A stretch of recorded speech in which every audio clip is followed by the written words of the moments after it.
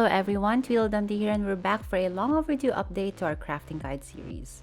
And today, we'll be talking about the best legendary cards to craft from the latest Master Mirror expansion. There will be a part 2 for this video with our recommendations for epic cards, so make sure to subscribe so you don't miss out on any new videos. Going back, we'll be talking about legendary cards. Cards that cost 800 scraps to craft, which isn't easy to come by, especially when you're just starting out in the game. For this list, keep in mind that similar to my old crafting guide videos, in no way are we saying that the cards we will be mentioning are the best cards from the expansion.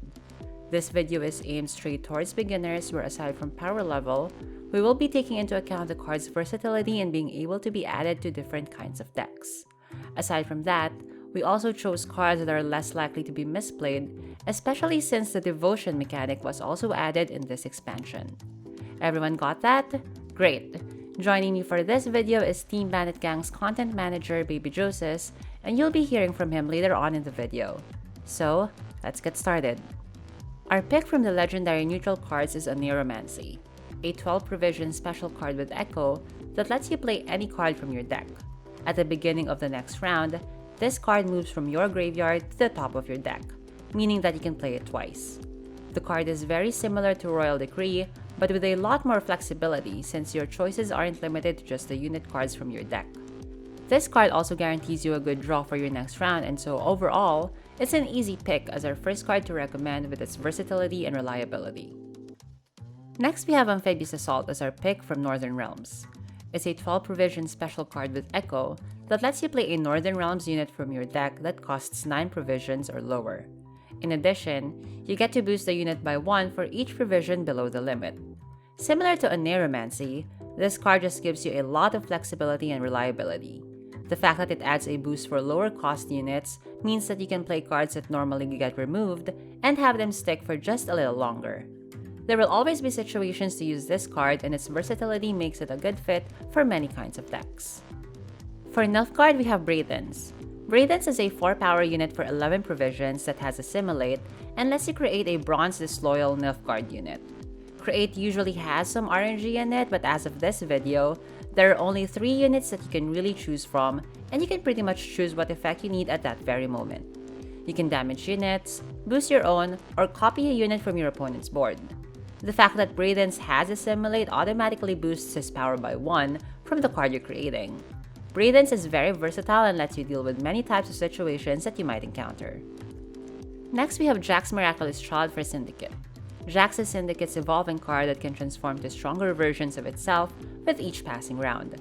There are some conditions that need to be met for the card to fully evolve, but in its base form, Jax is a 6 power unit for 11 provisions that gives you 4 coins. It lets you pay a tribute of 4 coins in exchange for spawning 2 Firesworn Zealots in the same row. Jack's 4-coin profit is particularly useful since you can slot him in any Syndicate deck if you don't really need his tribute ability. Jax is pretty much the most versatile legendary Syndicate card from Master Mirror, so be sure to check him out if you're a Syndicate player. For the next cards in the list, we'll be hearing from Team Bandit Gang's very own Babyjosus. Thank you very much for helping me out for this video, and now, let's hear from the man himself. Hello there, my name is Babyjosus, aka BJ. I am known as the content manager, writer and streamer for Team Bandit Gang. And today I'm here to assist Tweedledum with her new video, 5 cards to craft for beginners, for the Master Mirror expansion. For monsters, we decided to go with Aradin, aka Aradin Break Glass. Aradin is a elf and a well-tamed unit, and when you deploy him on the board, he spawns Frost on an enemy row for 2 turns. So you can decide to play it on the melee row or decide to play it on the range row. And if you have the dominance, it will increase the damage dealt by Frost by 1. So what I like about Aradin is that because he spawns the Frost, it gives the opponent a hard time. He's struggling.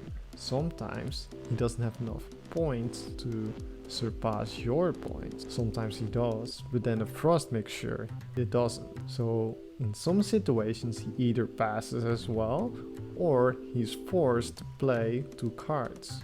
And when that happens, you are in a very good spot and you're likely to win the game. The last thing that I want to mention about this card is that You can basically play it in every monster deck.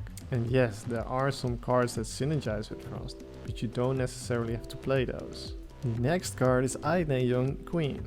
Aine is a Dryad. When you deploy Aine on the board, she spawns a Young Dryad in the same row. At the start of round 1, hand or deck, transform.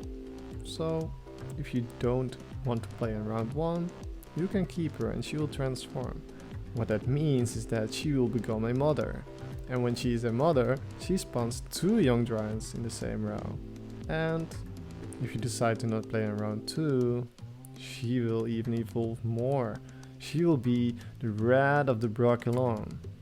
This means that she is Vel and Symbiosis. Plus, she also spawns the 2 Young Dryads in the same row. But to get to the last stage means that you cannot run any neutral cards. But in my opinion, you don't need Aine to be in her last stage. So, if you don't have a lot of squirtle units, you can definitely put in some neutral cards. So what I like about Aine is that it has a lot of synergy with nature cards. Because she spawns Young Dryads, and those Young Dryads, they have Symbiosis. And what Symbiosis means is that whenever you play a nature card, you spawn a Wandering Treant and set its power equal to the number of units with Symbiosis you control. So Aine already has 2, that means the Treant is 2 points. And of course, if you have more Symbiosis units, then you will get more value, but I don't think it's necessary. I find that the card has a lot of synergy with the Treant units. For example, the Great Oak. It already spawns 2 units and on its own is also a body. Another card that Aine has a lot of synergy with is Treant Boar. Treant Boar gets Zeal whenever there is a Dryad on the board. So, easy peasy, right? The next card is for Skellige, and his name is Turgvi Dursak. Turgvi is a human, a pirate and a warrior. Turgvi is the veteran. Veteran means that every round it gets +1. So in round 1 he starts as a 4, but in round 2 he's becoming a 5, and in the last round he's a 6. Even if he's in the graveyard, he will still get the veteran. What he does aside of that is that when you deploy him on the board, he can give an enemy unit Rupture. He is the only card that has this. What Rupture means is that at the end of the owner's turn, damage this unit equal to its power, then remove the status. So as you can tell, Turgvi is quite strong. You can compare him with Geralt of Rivia.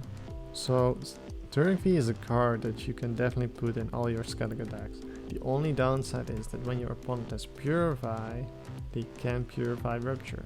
But if they don't have Purify, then Turgvi is definitely a very strong finisher. And if you play second Wind, you can play him in round 1 and just replay him in the last round again. And there's not much else to say about the card except that he's a good looking guy and that he seems very strong. Maybe he can get some pocket money by doing some thumb wrestling. I don't know. But that's it for me. Thank you Tweedledumdee for doing this collab with me, and thank you all for watching this video. And if you want to watch more Gwent, then I'm there on workdays at 6 PM CST on Twitch. And I will make sure to entertain you and satisfy your needs. Aside of that, I would like to say that if you're looking for more beginner-friendly guides, then go to the Team Bandit Gang website.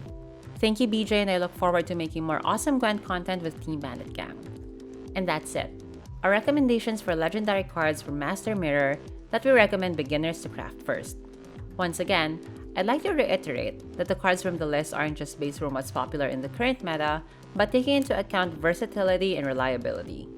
So, what do you guys think? Let me know in the comments section below. Also, please leave a like if you like this video, and if you want to see more, consider clicking on the subscribe button. Thank you very much for watching, and I hope you guys have a nice day. Bye!